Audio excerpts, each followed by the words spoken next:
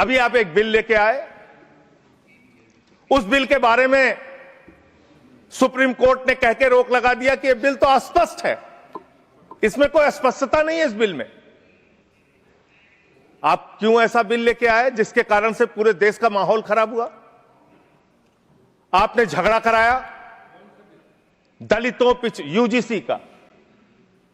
UGC का bill, और आप इक्विटी बिल जो लेके आए, आपने कहा इक्विटी कमेटी जो बनेगी उसको लेके आपने जो इक्विटी कमेटी बनाई उसमें तमाम बातें आपने ऐसी लिखी, पूरे देश में आपने झगड़े का माहौल क्रिएट किया।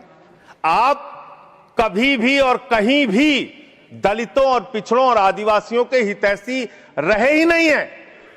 आपका संगठन, आपकी विचारधारा, आपकी मातृ संस्था आरएसएस, वहां तो 100 साल तक आज तक एक भी दलित, पिछड़ा और आदिवासी आरएसएस का प्रमुख नहीं बना। यह सच्चाई है आपकी।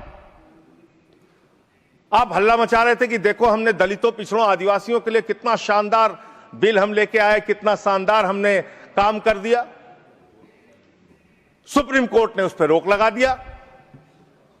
सुप्रीम कोर्ट ने कहा कि यह बिल अस्पष्ट है। आपने इस देश के अंदर विश्वविद्यालयों में आरक्षण को खत्म किया है, यह सच्चाई है मान्यवर।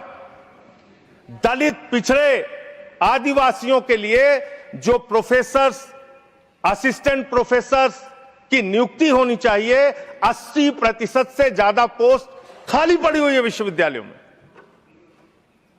और जो चीज आपके हाथ में है, आप दलितों, पिछड़ों, आदिवासियों के हितैषी कैसे हैं?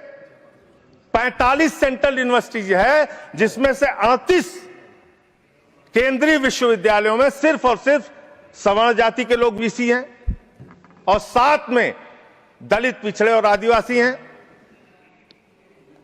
तो आप बताइए जी, आप बताइए, आप मुझे बताइए, आपको 45 में से 38 सिर्फ एक जाति के, सवर्ण जाति के लोग मिल रहे हैं और बाकी 7 आपने पिछड़ा, दलित, आदिवासी बनाया और आप कहते हैं आप दलितों, पिछड़ों, आदिवासियों के हितैषी हैं।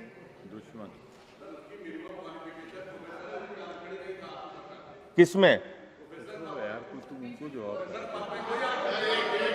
मैं वीसी की बात कर रहा हूं, वीसी की बात कर रहा हूं, वीसी की बात कर रहा हूं। वीसी की नियुक्ति आप करते हैं, वीसी की नियुक्ति आप करते हैं। इसका मतलब दलित, पिछड़ा और आदिवासी बीसी बनने योग्य नहीं है, यह आपकी मानसिकता है। इसका मतलब आपकी मानसिकता है पिछड़ा, दलित और आदिवासी प्रोफेसर बनने योग्य नहीं है। 12 साल क्या किया आप नॉट फाउंड सुइटेबल की कैटेगरी में डाल देते हैं उन लोगों को।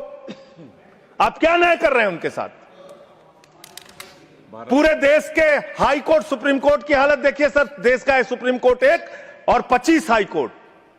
वहां पे कितने जज हाई कोर्ट के अंदर या सुप्रीम कोर्ट के अंदर दलित, पिछड़े, आदिवासी हैं? पता कर लीजिए, आपको पता चल जाएगा। तो अगर कहीं उनके साथ न्याय की बात आती है तो आप न्याय नहीं, नौटंकी करते हैं, जानबूझ के दिखाने की कोशिश करते हैं कि आप उनके हितैषी हैं, जबकि आप है नहीं। आपको है ना, और पूरे देश का वातावरण खराब किया आपने।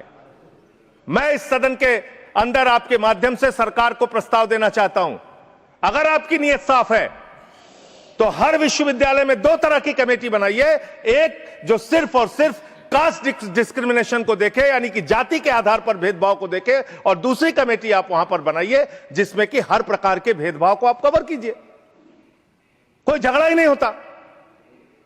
भाषा के आधार पर भेद, लिंग के आधार पर भेद, किसी भी प्रकार का भेद, उसको देखने के लिए एक कमेटी बनाते और जाति के आधार पर हो रहे भेद को देखने के लिए एक कमेटी बनाते। कोई झगड़ा ही नहीं होना था। आपने जानबूझ के झगड़ा कराया।